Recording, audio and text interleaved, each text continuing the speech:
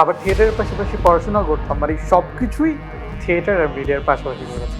স্টারের কনসেপ্টটা আমার কাছে ডিফারেন্ট। আমার মনে হয় সব জায়গায় থেকে স্টার হওয়া যায়, নট রিলি মিডিয়ার সামনে এসে স্টার হতে হবে। ওকে, সো বেসিক্যালি হিলের জিনিসটা কি ছিল তুমি বলো।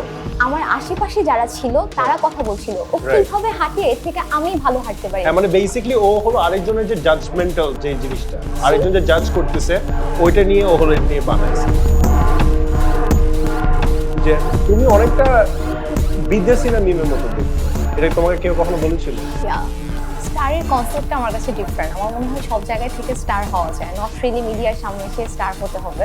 তুমি মচ্চন ও মাই গড বলতে পারবো না, তুমি Theatre. থিয়েটারে, হ্যাঁ তুমি থিয়েটারে হলো অ্যাক্টিং করেছো।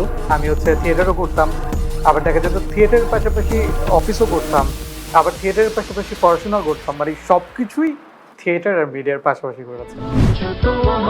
দীপ্ত স্টার হান্টের অডিশন রাউন্ড দেখুন 15 ও 16 ফেব্রুয়ারি এবং 21 ফেব্রুয়ারি থেকে প্রতি শুক্র ও শনিবার রাত 10টায় শুধুমাত্র দীপ্ত টিভি ও দীপ্ত ডিজিটালে।